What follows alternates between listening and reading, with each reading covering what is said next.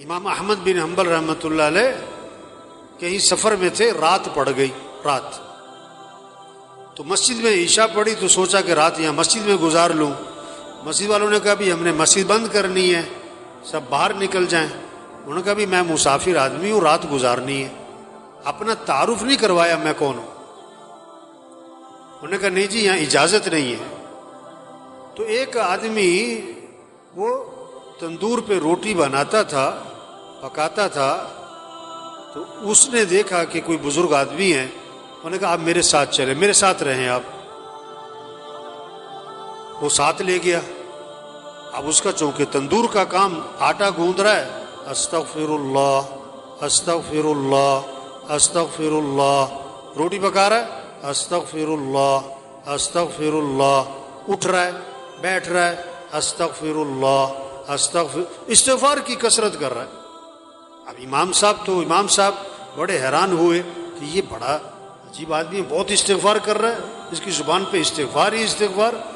اس سے پوچھا بھائی یہ تم نے استغفار بہت کیا، کیا اس کے کیا فائدے دیکھے؟ انہوں نے کہا جی میرے بڑے مسائل تھے، جب سے میں نے استغفار کی کثرت شروع کی ہے اللہ نے میرے مسئلے حل کر دیے، اور میں جو مسئلہ آتا ہے اللہ سے مانگتا ہوں اللہ میرا مسئلہ حل کر دیتا ہے، میری دعائیں قبول ہوتی ہیں۔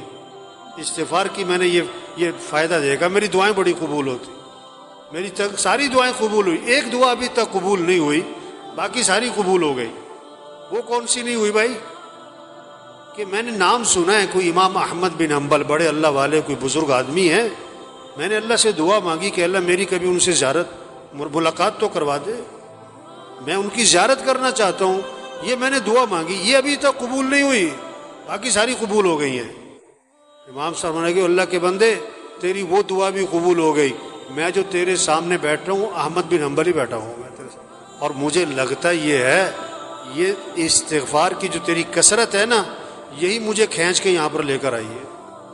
ایک صحابی نکلے اور زور سے کہہ رہے ہیں واہ ذنوبا واہ ذنوبا، ہائے میرے گناہ ہائے میرے گناہ، میں تو ہلاک ہو گیا۔ آپ نے فرمایا کیا ہوا؟ کہ حضور میرے سے گناہ بہت ہو گئے، میں تو مارا گیا۔ آپ نے فرمایا کہو اللہم ان مغفرتک اوسع من ذنوبی ورحمتک ارجى عندی من عملی، اے اللہ بے شک میرے گناہ بہت زیادہ ہیں لیکن تیری جو مغفرت ہے نا وہ میرے گناہوں سے بھی زیادہ وسیع ہے، اور مجھے اپنے عمل کا کوئی آسرا نہیں، مجھے تو تیری رحمت ہی کا آسرا ہے۔ فرمایا پھر کہو اللہم ان مغفرتک اوسع من ذنوبی ورحمتک ارجى عندی من عملی، میں پھر کہو اللہم ان مغفرتک اوسع من ذنوبی ورحمتک ارجى عندی من عملی۔ 3 دفعہ ان سے یہ دعا پڑھوائی اور میں جاؤ اللہ نے تمہارے سارے گناہ معاف کر دی۔ کلکم خطاؤون وخیر الخطائین التوابون، حضور صلی اللہ علیہ وسلم نے فرمایا تم سب کے سب خطا کار ہو اور بہترین خطا کار وہ ہیں جو اللہ سے معافی مانگیں۔ فقلت استغفروا ربکم انہ کان غفارا یرسل السماء علیکم مدرارا ویمددکم باموال وبنین ویجعل لکم جنات ویجعل لکم انہارا۔ استغفار کرو تو کیا ہوگا؟